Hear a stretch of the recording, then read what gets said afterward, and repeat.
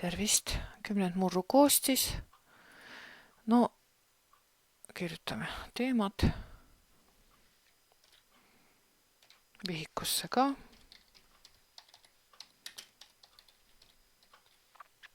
Kirjutame teiega mingisugust suurt kümnendmurdkest kohe vaatame, vajutan.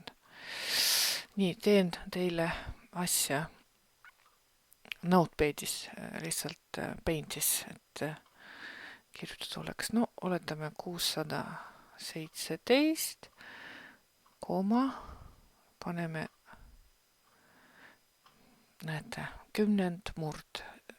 See on täisosa, see on murdosa. Ja siis vaatame, kuidas siis nimetatakse. 6 on meil sajalised, eks ole? Need on sajalised.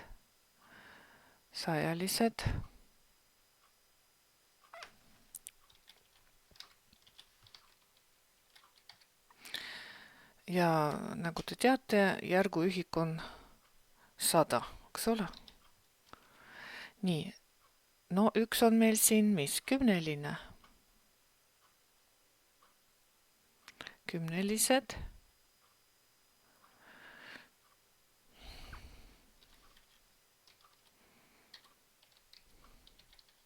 No ja järguühikuks on 10.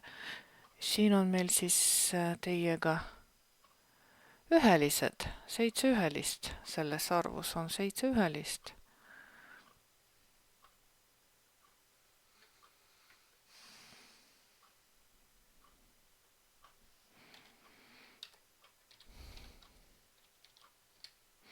Nii, edasi siis murdosad. Näete, kohe peale koma, siis see 6 on meil kümnendikud. Ühe terve jaotatud 10 võrdseks osaks ja arvus on 6 kümnendikku.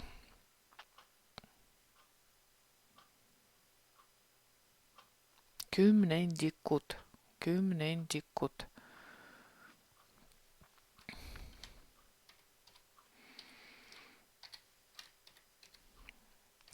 Nii et selles arvus on 6 kümnendikku ja järguühikuks on 0,1 siis ühe kümnendiku jaotati veel 10 võrdseks osaks, et saada veel täpsemat arvu ja see üks on meil juba sajandikud.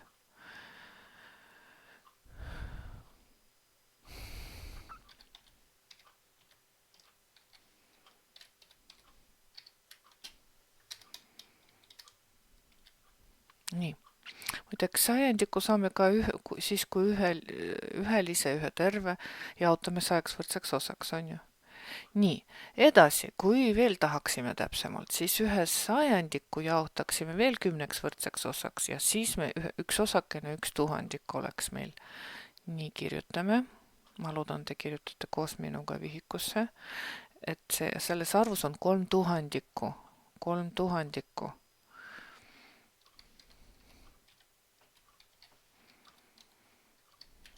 Järguühik 0,001, üks tuhandik.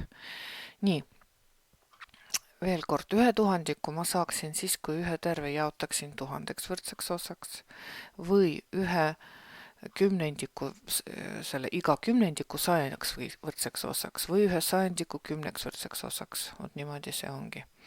Nii, okei, lähme edasi. Selles arvus on 5, kui tahaksime veel täpsemalt kirja panna, 50 tuhandikku. Nii.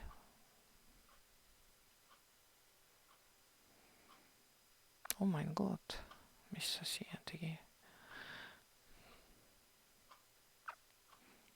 See on 10 tuhandik.